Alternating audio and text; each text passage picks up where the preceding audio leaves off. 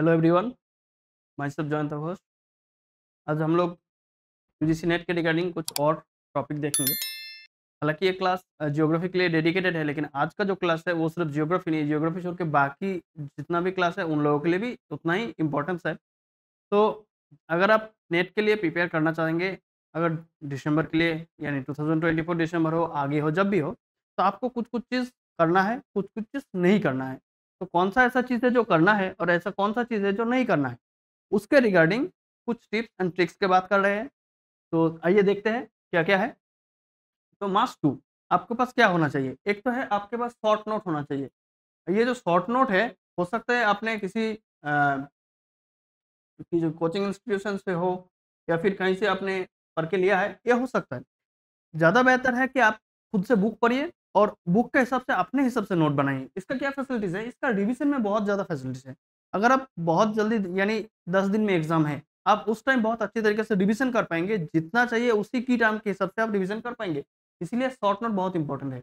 उसके साथ-साथ है एक्टिव रिकॉल। ये एक्टिव रिकॉल एक टेक्निक है, हम लोग इसी सीरीज़ में आगे देखेंगे ये क्या है। उसके साथ-साथ ये आपके पास एक प्लानर होना चाहिए। प्लानर यानी जब एग्ज़ाम दे रहे हैं उस हिसाब से, उसके साथ-साथ मंथली एक प्लानर होना चाहिए, वीकली और एक डेली। अभी हम लोग जो देखेंगे, अगर हम लोग मान के चले कि 2024 दिसंबर के लिए जो एग्ज़ाम है उसको देखेंगे, तो उसके लिए अगर देखेंगे तो आपके पास 50 डेज़ के आस-पास है। 50 डेज़ में आपको पूरा का पूरा कवर करना है, कैसे करना है और 1 दिन में कितना पढ़ना है, उसका एक प्लानर आपके पास होना चाहिए। हम लोग इस सीरीज़ में करेंगे।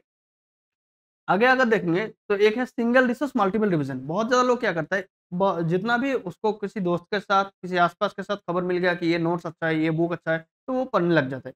कभी-कभी क्या होता है, यूट्यूब में बहुत सारा वीडियो या मटेरियल मिल जाता है, तो वो देख लेते हैं। बात क्या है कि आप 19 और 20 का फ़र्क है, बहुत ज़्यादा फ़र्क नहीं होता है। अगर आप एक नॉर्मल एक क्वालिटी वीडियो देखेंगे तो आपको क्या करना है, एक ही बुक पढ़ना है, एक ही रिसोर्स पढ़ना है, उसको बार-बार रिवीजन करना है। तब आपको पास वो मन में रह जाएगा। जैसे कि ब्रूस ली का जो एक पंच है कि जो एक पंच को 1000 बार प्रैक्टिस कर लिया, उससे डरो। उससे हमें डर होना चाहिए या फिर उससे हम डरते हैं। तो ऐसे ही आपको एक ही चीज़ पढ़ना है, बार-बार पढ़ना है। अच्छा, लोग क्या करते हैं ये, क्योंकि अ, यूजीसी नेट के लिए 2 पेपर होते हैं। Paper 1, paper 2। पेपर 1 जो जनरल है सबके लिए सेम है, पेपर 2 सब्जेक्ट के लिए। क्योंकि पेपर 2 का सिलेबस बड़ा होता है और दूसरा क्या है, वो इतने दिन से यानी आपका अगर मास्टर्स करके रखा है या मास्टर्स कर रहा है, तो आपके सब्जेक्ट के प्रति आपका एक प्यार हो जाता है। तो पेपर 2 में बहुत ज़्यादा वो फ़ोकस करता है, लेकिन पेपर 1 छूट जाता है। लेकिन पेपर 1 में भी 50 क्वेश्चन आता है। आपका जो जेआरएफ होगा वो पेपर 1 और 2 दोनों को मिला के होगा। तो आपको पेपर 1 को एकदम नेग्लेक्ट नहीं लेना है। उसको भी अभी अगर आप 2024 दिसंबर के लिए प्रिपेयर कर रहे हैं, तो आपको 2 से 3 घंटा पर डे पढ़ना ही पढ़ना है। अच्छा, सिलेबस बहुत ज़्यादा वास्ट है।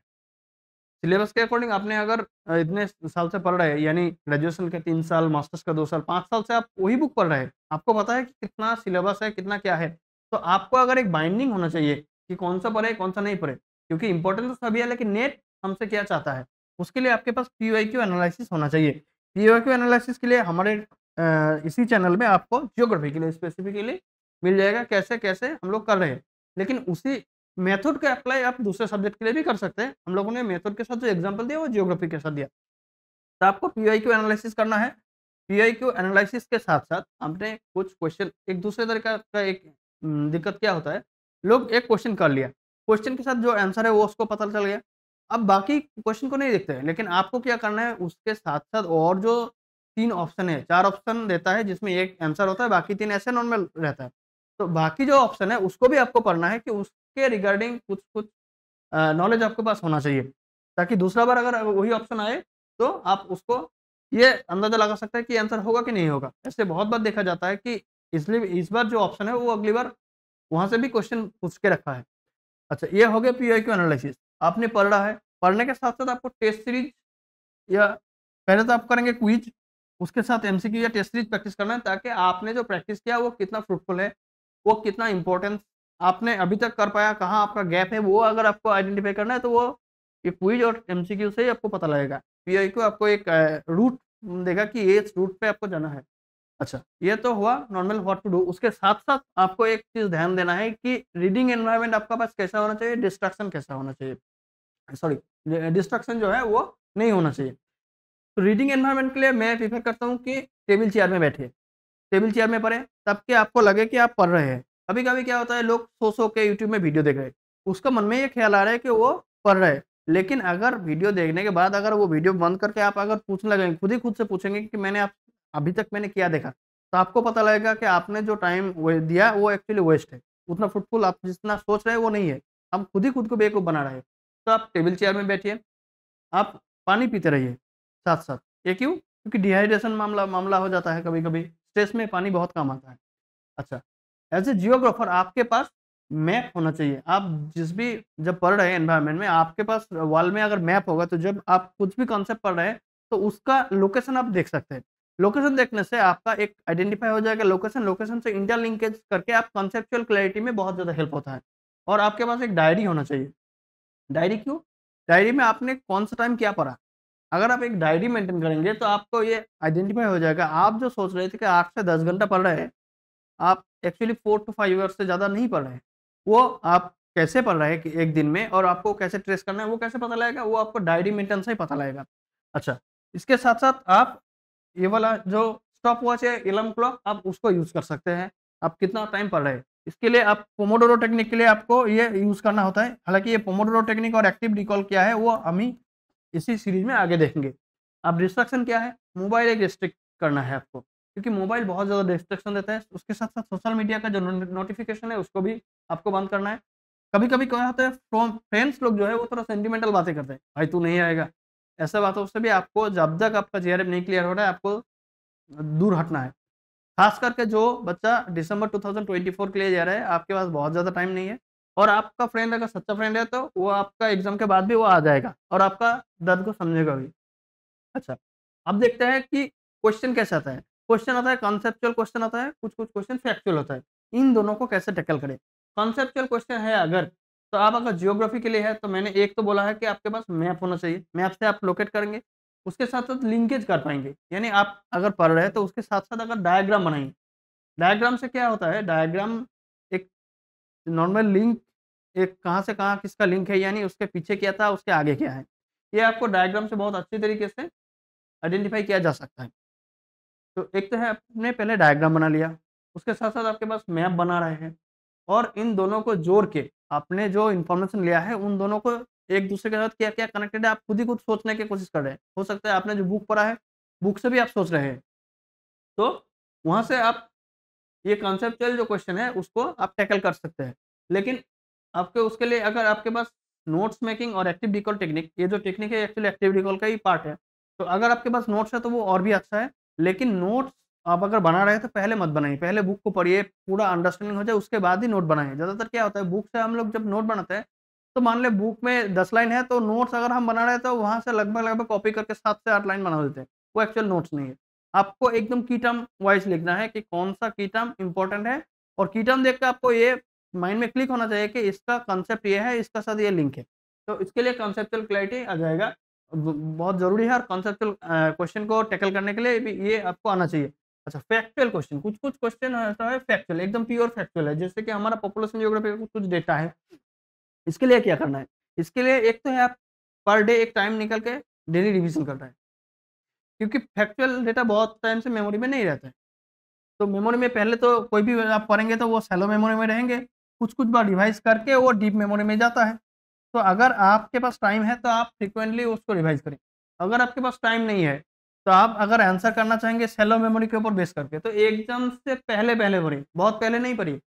क्योंकि एग्ज़ाम के पहले जब पढ़ेंगे आपका माइंड में रहेगा वो। शैलो मेमोरी में अगर कोई चीज़ पढ़ रहे हैं तो 2 से 3 दिन तक रहता है, बाद में वो गायब हो जाता है। तो एग्ज़ाम के पहले-पहले अगर पढ़ेंगे, अगर आप एक ही बार पढ़ लेंगे 1 या 2 बार, तो वो एग्ज़ाम से पहले पढ़ें। लेकिन मैं प्रेफ़र करता हूँ कि उसको रिवाइज़ करें फ्रीक्वेंटली। अच्छा, फैक्चुअल क्वेश्चन के लिए आप एसोसिएशन बना सकते हैं, यानी आपके आस-पास जो चीज़ें हो रहा है, जो चीज़ घट रहा है, उसके साथ किसी के साथ आप लिंक कर दिया। उसके साथ-साथ न्यूमोनिक्स टेक्निक है। न्यूमोनिक्स टेक्निक क्या है? न्यूमोनिक्स जो है बनाना, वो कभी-कभी हम लोग एक सिंगल लाइन बना लेते हैं। एक लाइन में मान लो एक लाइन में 5 वर्ड है। 5 वर्ड का जो पहला वर्ड है या फिर उसका जो साउंड्स कर रहा है 5 वर्ड, उसके साथ-साथ एक दूसरा कॉन्सेप्ट ज्योग्राफी का या फिर किसी भी सब्जेक्ट का लिंक है। उसको न्यूमोनिक्स टेक्निक बोलते हैं। लेकिन एसोसिएशन और न्यूमोनिक्स किसी और से कॉपी कर सकते हैं आप, लेकिन खुद अगर करेंगे तो ज़्यादा बेहतर है। दूसरे का कॉपी करने से क्या होगा, एक तो आप है कि कुछ टॉपिक को याद करने के लिए न्यूमोनिक्स यूज़ कर रहे हैं, लेकिन अगर दूसरे का न्यूमोनिक्स होगा, तो आप यानी उसको भी आपको याद करना पड़ेगा। यानी मेन टॉपिक को याद करने के लिए न्यूमोनिक्स, लेकिन आपको न्यूमोनिक्स भी याद करना पड़ेगा। अगर खुद का है तो ऐसा नहीं होगा, आप खुद अगर बनाएँगे तो। अभी हम लोगों ने 2 टेक्निक का नाम सुना, एक तो है एक्टिव रिकॉल, दूसरा है पोमोडोरो टेक्निक। तो ये क्या है? इन दोनों में क्या अंतर है? हम लोग इसको देख रहे हैं।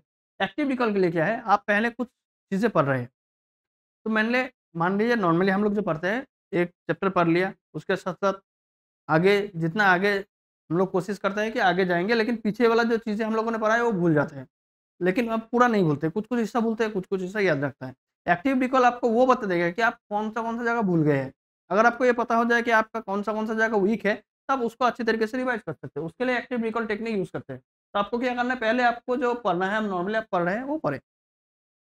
पढ़ने के साथ-साथ आपको ये आइडेंटिफ़ाई करना है कि कौन-सा की टर्म इम्पोर्टेंट है, यानी कहाँ से क्वेश्चन बन सकते हैं, वो कैसे पता होगा? उसके लिए आपको पहले कोई क्विज़, मॉक टेस्ट, पीवाईक्यू आपको पहले देखना है।